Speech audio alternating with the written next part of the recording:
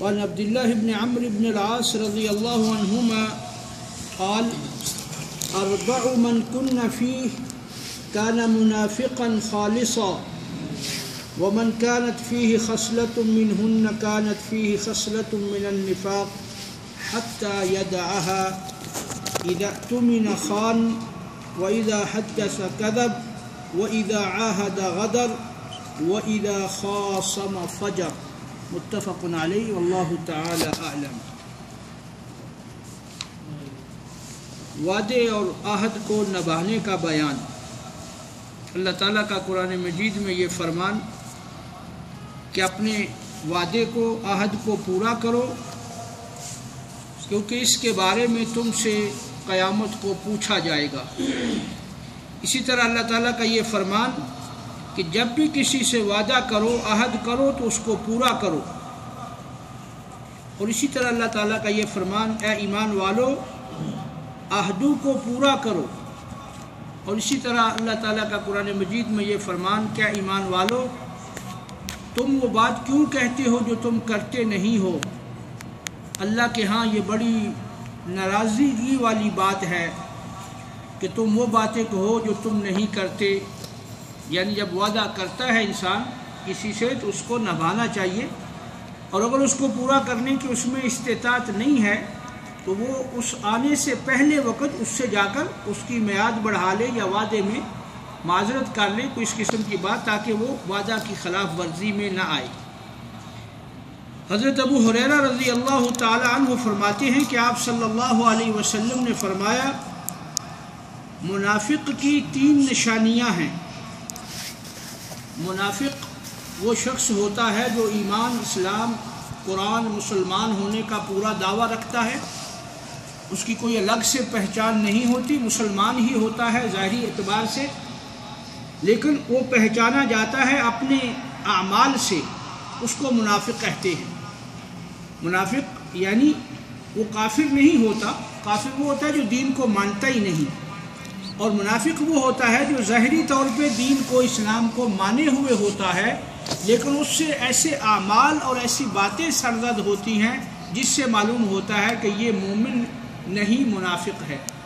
اور منافق ایک تشریح اس کی یہ بھی ہے کہ ایمان اور اسلام کے درمیان جو رہتے ہیں وہ نفاق ہوتا ہے، وہ منافق ہوتا ہے. یا یوں بھی کہہ سکتے ہیں کہ جو کبھی مسلمانوں کا روپ، کبھی کافروں کا روپ، یہ بھی منافق ہونے کی ایک علامت ہے. لیکن حدیث میں کچھ ایسی نشانیاں بتلائی گئی ہیں جن سے منافق پہچان لیا جاتا ہے. تو آپ صلی اللہ علیہ وسلم فرماتے ہیں منافق کی بڑی 3 نشانیاں ہیں. یعنی یہ ایمان کے، گویا یہ تینوں باتیں ایمان کے منافی ہیں. جس شخص میں ایمان ہو، صحیح ہو، اس کا پورا اسلام صحیح ہو، تو یہ چیزیں اس میں نہیں پائی جا سکتی. آپ نے فرمایا منافق کی 3 نشانیاں ہیں. ایک یہ کہ جب بات کرے تو جھوٹ بولے،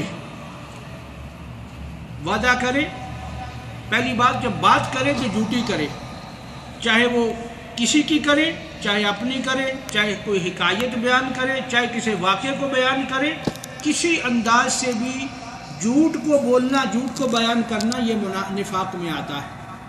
تو فرمایا پہلی نشانی یہ جب بات کرے جھوٹ بولے. وَإِذَا وَعَدَ أَخْلَفَ، اور جب وعدہ کرے تو اس کی خلاف ورزی کرے، اس کو پورا نہ کرے.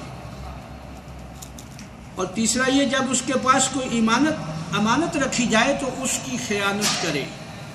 امانت میں خیانت کرنا یہ بھی منافق کی نشانی ہے، مومن کا شیوا نہیں. آگے دوسری حدیث میں یہ الفاظ بھی شامل ہیں کہ اگرچہ وہ نماز روزے کا اہتمام کرتا ہو اور اپنے آپ کو بڑا مسلمان سمجھتا ہو، وَإِنْ صَامَ وَصَلَّى وَزَعَمَ أَنَّهُ مُسْلِمٌ. یہ الفاظ بڑے خطرناک ہیں جو اس وقت ہم سب میں، مسلمانوں میں یہ باتیں بڑی عام سی ہیں. بات پر کوئی پرواہ نہیں، وعدے کی کوئی پاس نہیں، امانت کا کوئی لحاظ نہیں، اور وہ بڑے بڑے بعض اوقات نمازی حضرات سے بھی یہ باتیں سرزد ہو جاتی ہیں. تو حدیث میں یہ فرمایا گیا کہ یہ نہیں دیکھو کہ وہ نمازی ہے، روزے دار ہے، یہ دیکھو کہ وہ ان تینوں نشانیوں میں کیسا ہے.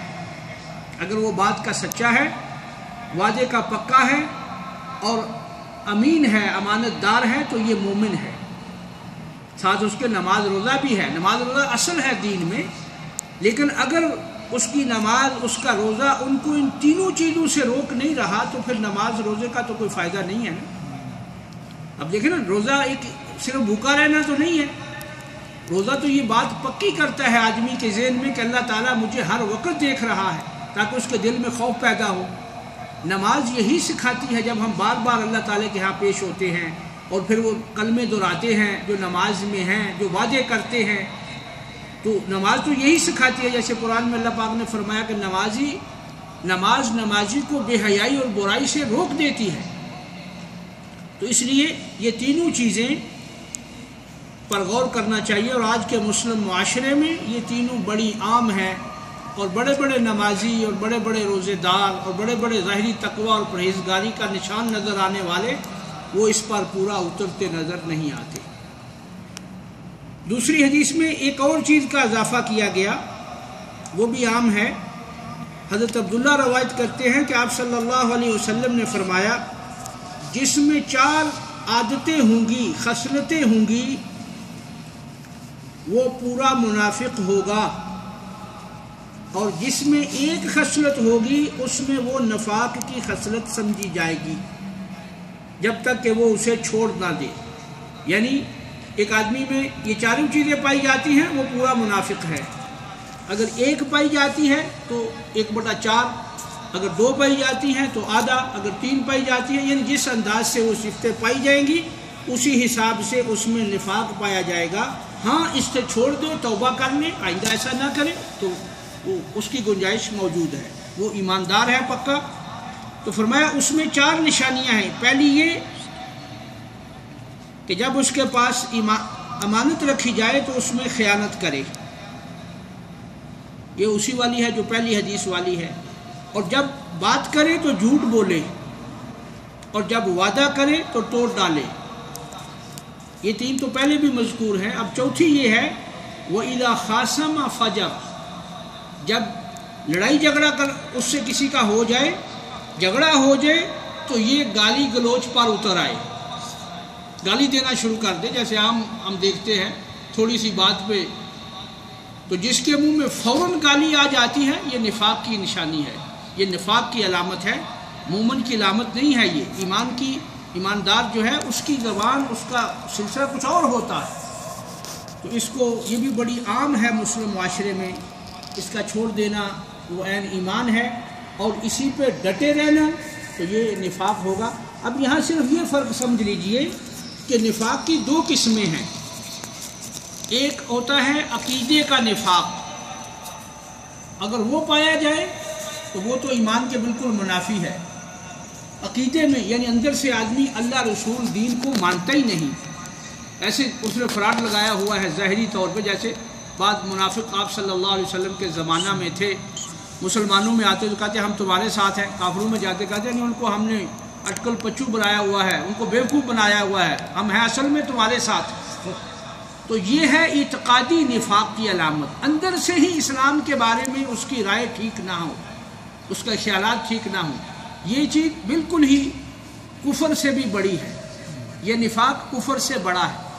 ایک ہے کہ اس کے اندر تو ایمان ہے، مسلمان ہے، اعتقاد درست ہے، سارا کچھ ٹھیک ہے، بس عملی طور پہ اس میں یہ باتیں ہو جاتی ہیں، جھوٹ بول دیتا ہے، وعدہ خلافی ہو جاتی ہے، امانت میں خیانت کر دیتا ہے، گالی گلوچ کرتا ہے. تو اگر اندر سے نفاق وہ نہیں اعتقاد والا، تو یہ جو عملی نفاق ہے یہ اس سے کم درجے کا ہے. یعنی وہ کفر والا یہ نفاق نہیں، یہ دوسرا نفاق ہے. بہرحال اس کو بھی چھوڑ دینا اور اس سے بچنا یہی پکے مومن کی نشانی ہے. کیوں کہ اللہ تعالیٰ نے قرآن مجید میں جو فرمایا ہے تو فرمایا ان المنافقین فی الدرک الاسفل من النار. منافق لوگ آخری جہنم کے درجے میں ہوں گے، کافر ان سے تھوڑے اوپر ہوں گے. کیونکہ کافر تو پہچانا جاتا ہے، یہ آدمی نہیں مانا ہی نہیں اسلام کو. تو جس نے مان لیا ہے پھر مان کر وہ ایسے کر رہا ہے تو اس کی سزا بڑی ہے. اس لیے سب کو مسلمانوں کو مومنین کو خاص کر کے ان باتوں کا لحاظ رکھنا چاہیے، اور جہاں تک ممکن ہو سکے اپنے آپ کو صدق اور وعدہ وفا اور اسی طرح امانت میں پورا اترنا، اور لڑائی جھگڑے کے وقت زبان کو کنٹرول رکھنا، کیونکہ یہاں اس حدیث میں یہ فرمایا گیا ہے کہ چلو ایک شخص میں یہ ساری نہیں ہیں، ان میں سے ایک عادت اس میں پائی جاتی ہے تو یہ ایک عادت بھی نفاق کی ہوگی۔ اس میں یہ الفاظ اسپیشل اس حدیث میں موجود ہیں، تو یعنی 1/4 وہ آدمی منافق ہوگا اگر لڑتے جھگڑتے گالی گلوچ پہ اتر آتا ہے۔ بلکہ دوسری حدیث میں فرمایا گیا کہ جب کہا جائے اس کو کوئی دوسرا اگر گالی بھی دے، اگر دوسرا گالی بھی دیتا ہے تو وہ اس کے مقابلے میں گالی نہ دے۔ بعض اوقات ایسا ہوتا ہے سامنے والا گالی گلوچ پہ اتر آتا ہے تو گالی کا جواب گالی سے دے جائے تو اس میں کوئی فرق نہیں رہے گا، اور اگر تھوڑے صبر و ضبط کا مظاہرہ کرے گا جو کم ہی لوگ کرتے ہیں تو یہ انشاءاللہ اس کا درجہ اور ثواب اللہ کے ہاں بھی ہوگا اور لوگ بھی اس کو اچھا سمجھیں گے۔ اور یہ کوئی بزدلی کی علامت نہیں ہوتی، آدمی گالی دے سکتا ہے، جیسے روزے دار کے بارے میں حدیث میں آتا ہے اگر روزے دار کو کوئی گالی گلوچ کرے تو وہ اس کو صرف اتنا کہہ دے کہ میرا روزہ ہے ورنہ میں تو اس سے بدلہ تو خوب لے سکتا تھا۔ گالی گلوچ آدمی جواب میں دے سکتا ہے، ہر آدمی کیا کر لے گا، وہ جو ایک آدمی گالی دے رہا ہے دوسرا بھی دے سکتا ہے، لیکن اگر وہ نہیں دیتا تو اس کا مطلب ہے کوئی چیز اس کو روک رہی ہے، اور اسی کا نام ایمان ہے، اور جو دے رہا ہے اسی کا نام نفاق ہے۔ اللہ تعالیٰ عمل کی توفیق دے۔ وصلی اللہ وسلم علیہ وسلم۔